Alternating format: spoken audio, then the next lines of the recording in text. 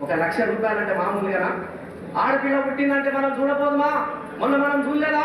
ఆడపిల్ల పుట్టిందని చెప్పేసి భర్త ఇంటికి రాకపోతే 2 పిల్లలను బాయిల పడేసి చచ్చిపోయినటువంటి ఆడబిడ్డను మనం చూసినాం. ఈ మగ సమాజంలో ఆడపిల్ల పుడితే కూడా ఆడ తల్లిదే కారణం అని చెప్పేసి ఇంట్లోకి ఎల్లబట్టినటువంటి దుఃఖాన్ని మనం చూడలేదా? ఊకే దీని ఇంట్లో పిల్లల ఊకే ఆడపిల్లలే పుడుతూ నువ్వు వదుకో అని ఇంట్లోకే ఎల్లబడితే తల్లిదండ్రుల పంచలు చేరి అన్న వదిలిన మరదల్లో ఆడుకోటు మాటలతోని కాలం మీద తీస్తున్నటువంటి ఆడబిడ్డలను ఒంటరి మహిళలు మనం ఎంతమందిని చూస్తానని చెప్పండి. ఒంటరిగా భర్త దగ్గర ఉండలేక అన్నదమ్ములతో ఉందామంటే వర్ణలతోని పోరొస్తుందని చెప్పేసి కన్నతల్లి మాత్రం అన్న దగ్గర ఉంటుకొని ఒంటరిగా కాలం వేస్తూ ఎల్లదీస్తున్నటువంటి బిడ్డలు అనేక మంది కనబడుతూ ఉంటారు. ఎన్ని బదనాములు ఎదుర్కోవాలి, ఎట్లా బతకాలి?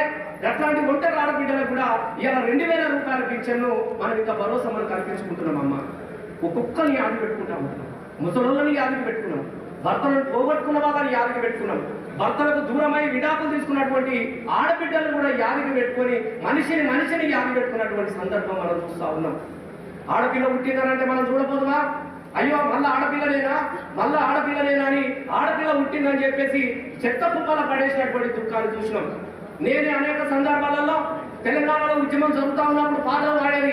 నిండువా మాసానాడు ఓలచ్చా గుమ్మడి, ఆడపిల్ల పుట్టి నాదే ఓలచ్చా గుమ్మడి, బట్టలల్లో చుట్టుకొని ఓలచ్చా గుమ్మడి బాయిలో పడేద్దామంటే గంగమ్మ పొంగు సాపి బిడ్డ నాకు ఇవ్వమని చెప్పేసి నన్ను అడిగింది అని చెప్పేసి ఆడబిడ్డల దుఃఖాల మీద పాటలు పాడుతున్నటువంటి సందర్భం మనం చూసినాం. డాక్టర్ల దగ్గరికి వెళ్ళి పరీక్ష చేసి ఆడపిల్లను కత్తులు పట్టి కసాయి కోళ్ళను పోసినట్టు తల్లి కడుపులని కత్తులు పట్టి పోసిన నెత్తులు ముద్దలని కూడా మనం సమైక్యాంధ్ర ప్రభుత్వంలో మనం చూసినాం. ఇలా గట్లాంటి ఆడపిల్ల పుట్టిందనంటే అదృష్ట దేవత పుట్టింది, మా ఇంట్లో లక్ష్యం పుట్టిందనే విధంగా ప్రతి తల్లిదండ్రులు గర్వపడే విధంగా ఆడపిల్ల బాలాలంతా కూడా ఇలా మన ముఖ్యమంత్రి కేసీఆర్ గారు తీసుకుంటున్నాడు. మనం చూస్తేనేమా ఇలా మా పక్కన మా జీవనంలో ఉన్నాడు, నేను నిలబడ్డా. వాస్తవంగా మా జీవనం నడుముకాడికి లేదు, కానీ జీవన కన్నా ఒక ఏడాది నేనే పెద్ద. మరి కిందికి ఎందుకున్నా నేను మీదికి ఎందుకున్నా మీరు ఎవరికైనా తెలుసా చెప్తుంటే. మా జీవననేమో బాగా వాళ్ళ నాన్న పెద్ద రాజులు, వాళ్ళు మంచి హార్లిక్స్ బూస్టులు పాలు పెరుగు వాళ్ళు ఇట్లా. అబ్బా మన దగ్గర ఏం లేదు. చెత్తపొండ వాళ్ళ వీళ్ళతో మాట్లాడుకుంటూ వచ్చేసరికి అడుగుదామంటే భయం అయిపోయా. మేమని అందామనంటే అయ్యో పైసలు యాడున్నాయి, ఉన్నది పాలు పోతుంది అని అనేటోళ్ళు ఉన్నారు. కానీ ఇలా రోజులు గట్ల లేవు. ఎప్పుడైతే 2,000 రూపాయల పింఛన్ వచ్చిందో ఎగిరి వారంగా అత్తలు గోడలే లేపుతున్నది. అత్తాలు ఎవరు రాదు షాదాగా లేపు అంటున్నది. ఎందుకంటే ఇక్కడ పైసలు ఉన్నాయి, ఇక్కడ పైసలు ఉన్నాయి. అంటే పైసలు ఉంటే మనిషికి ధైర్యం ఉంటుంది, ఇంత భరోసా ఉంటుంది. ఎందుకనంటే ఒకవేళ కోడలు పెట్టకపోయినా మంచిగా లేపుతున్నది, నోట్లో నీళ్ళు పోసుకుంటుంది, షా పోతున్నది, డబల్ రొట్టె తింటున్నది, మంచిగా షా తాగుతుంది, మనకు బిస్కెట్ కూడా కొనుక్కొని వస్తున్నది. ఎవరికి మోతాదే లేదు. అంటే పైసలు ఉన్నప్పుడు ఈ ఆత్మగౌరవం మిగలాలే. మా ముసలి తల్లిదండ్రులకు అన్నటువంటి ఒక ఆలోచన చేసినటువంటి దేవుడు కదమ్మా మన ముఖ్యమంత్రి కేసీఆర్ గారు. ఈ ఆలోచన ఎవరికైనా వచ్చిందా? నెలకు 1,000 రూపాయలు. మన మానకొండూరు నియోజకవర్గంలో 6 మండలాలు ఉంటాయి. ఈ 6 మండలాలలో ఇప్పటి వరకు 100,05,00,000 రూపాయలు పెన్షన్లు ఇచ్చినామన్నా. జర అందరికీ రాసుకోవాలి. 105 కోట్ల రూపాయల పెన్షన్లే వచ్చినాం. ఇది మామూలు ముచ్చట కాదు.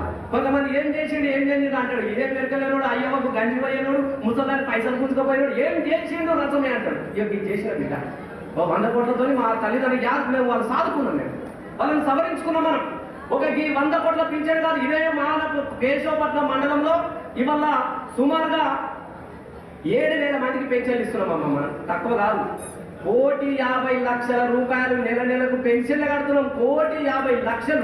ఎన్ని ఎకరాల పంటలు ఇంత కోటి సంపాదిస్తాం చెప్పు. మనం ఒక్క కేశవపట్నం మండలంలో ప్రతి నెలకు 1,55,00,000 రూపాయల పెన్షన్లు ఇస్తున్నామమ్మా. మనం ఏం తక్కువ కాదు. ఒకడు అంటే ఏం చేసింది అంటాడు. ఇది కాదా చేసింది? ఈ గిట్టనే మనం ఆగిపోయినామా?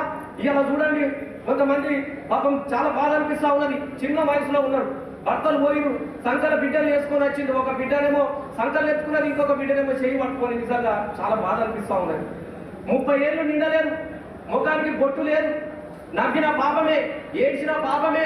ఎవరినైనా పైసలు అడిగిందనుకో అలా చూసినావే, ఇక మొగడు లేడు ఆగుతుందా, ఈ ఆడ పైసలు అడుగుతున్నది, ఈడ పైసలు అడుగుతుంది. చూసినావు లచ్చక్క నీ కోడలు ఎట్లా చెప్తుందో చూసినావా? బదనాము పనికి పోదామంటే బదనాము ఆడబిడ్డకు.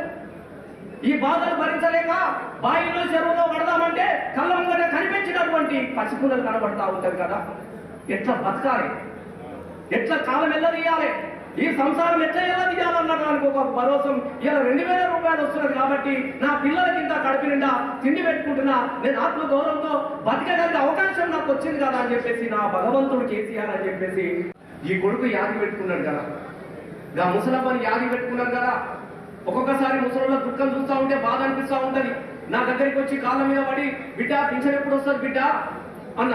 పింఛన్ అంటున్నావు అమ్మ, నీకు పిల్లలు లేరా? ఎందుకు లేరు బిడ్డ? 4 కొడుకులు ఉన్నారు బిడ్డ. 4 కొడుకులను పెంచినా సవరించినా సాధినా బిడ్డ. ఒక రోజు నాకు జ్వరం వస్తే నా పెద్ద కొడుకు బాలయ్య దగ్గరికి పోయి, బిడ్డ నోరంతా పెండ అయిపోయింది, ఓ 10 రూపాయలు ఉంటే ఈ బిడ్డ దవాఖాన పోదంటే నన్ను కసిరించి పెట్టుకుంటే గోడసాటు పోయి గుడ్డలు కొనుక్కుంటా ఉన్న తప్పి ఎవరి చేతికి తడగలేదు బిడ్డ అని చెప్పినటువంటి తన బాధను, తన కడుపులోనే దాచుకున్నటువంటి ముసలి తల్లిదండ్రులటువంటి దుఃఖాన్ని మన గ్రామాలలో పోయినప్పుడు మా సర్పంచ్ దగ్గరికి వస్తారు, మా ఎంపీటీసీ దగ్గరికి వస్తారు, మా వాళ్ళ దగ్గరికి వస్తారు. ఆ బిడ్డ జగట్లనే చేసి పింఛన్ ఇప్పి బిడ్డ, నా బతుకు నేను బతుకుతా బిడ్డ, ఈ కోడళ్ళతో ఎగలేకపోతున్న బిడ్డ, కొడుకుతో ఎగలేకపోతున్న బిడ్డ, నా బతుకు మంచిగా లేదు బిడ్డ, బాయిలబడి చచ్చిపోదామంటే కళ్ళ ముండ కట్టుకున్నాడు యాదికి వస్తున్నాడు బిడ్డ, మనవాళ్ళు యాదికి వస్తున్నారు బిడ్డ, చచ్చిపోదామంటే ధైర్యం వస్తున్నది బిడ్డ, బతుకుదామనంటే బతుకు లేకుండా పోతుంది బిడ్డ, నా బతికి దారి చూపండి బిడ్డ అని చేసినటువంటి అనేక మంది బిడ్డలు కూడా మన గ్రామాలలో కనబడతా ఉంటారు. ఇవన్నీ వాస్తవాలు. ఇవాళ ఇట్లాంటి తల్లి యాది పెట్టుకున్నాం మనం, తెలంగాణ తీసుకొచ్చుకున్నాం మనం. తెలంగాణ తీసుకొచ్చినాడే మన ముఖ్యమంత్రి కేసీఆర్ గారు చెప్పినాడు, మొట్టమొదటిసారిగా 200 రూపాయలు పెంచారు. 70 రూపాయలే ఉండే చంద్రబాబు నాయుడు తెలుగుదేశం గవర్నమెంట్ ఉన్నప్పుడు 70 రూపాయలు ఇస్తారు. చంద్రబాబు పోయిన తర్వాత మన కాంగ్రెస్ గవర్నమెంట్ వచ్చింది, రాజశేఖర్ రెడ్డి సాబు 200 ఇచ్చినాడు. ఆ 200 పెన్షన్ కూడా ఎట్లా వచ్చినట్టే మీకు తెలుసు.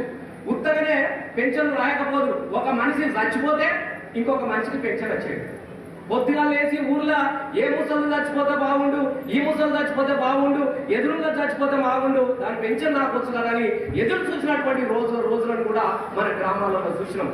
ఈ 200తో కడుపు నిండాలి, ఈ 200తో బతుకులు సాగవు కాబట్టి మొదటిసారి 2014లో తెలంగాణ రాష్ట్రం వచ్చిన తర్వాత, మీ బిడ్డ రసమై వచ్చిన తర్వాత 1000 రూపాయల పింఛన్ ఇస్తామని చెప్పేసి 2014లో చెప్పిన తర్వాత మళ్ళీ 2018లో 1000 రూపాయలు కూడా చాలై మా అవ్వలకి ఇంకా జర మంచిగా చేయాలని చెప్పేసి 2000 రూపాయల పింఛన్ను ఇచ్చినప్పటికీ కూడా మీరు గుర్తుపెట్టుకోవాలి. ఇవాళ ఈ 2000 రూపాయలతోని కొంచెం ఆసరైతున్నాం, భరోసా ఇస్తున్నాం. కనిపే ఏ కొడుకు సాధకున్నా పర్వాలేదు, కోడలు పిల్ల చూడకున్నా పర్వాలేదు, నాది నేను బతుకుతా, సారెడు ఉడకబెట్టుకుంటా అని చెప్పేసి నా తల్లిదండ్రులకు ముసలులకు ఇలా చాలా మందికి మనం భరోసా లేకమ్మా. పైసలు ఉంటే అంత మంచిగానే ఉంటది. ఎందుకంటే మనం చూడమా, ఇక్కడ మా అవ్వలు కూసా ఉన్నారు, ముసలు పానమాయే, బీపీలు ఉంటాయి, షుగర్లు ఉంటాయి, ఎగిరి వరకు లేవగా ముక్క ఉంటే షాదాగ బుద్ధి అవుతుంది. షాదాగ బుద్ధి అయితే అంటే కోడలు అడుగుదామంటే భయం అవుతా ఉంటుంది. కోడలు అంతా తప్పు పట్టుకోకూడదు దయచేసి. ఇక్కడ మా ఆడపిల్లలు చాలా మంది ఉన్నారు. హాయ్ ఫ్రెండ్స్, మా టుడే టుమారో యూట్యూబ్ ఛానల్ చూస్తున్నందుకు చాలా థ్యాంక్స్. మరిన్ని లేటెస్ట్ వీడియోస్ కోసం వెంటనే సబ్స్క్రైబ్ చేయండి. అలాగే ఈ బెల్ ని కూడా రింగ్ చేసేయండి. మా నోటిఫికేషన్స్ అన్ని మీ మొబైల్లో వస్తాయి. అలాగే మా వీడియోస్ మీకు నచ్చితే లైక్ చేయండి, షేర్ చేయండి, నచ్చకపోతే కామెంట్ చేయండి.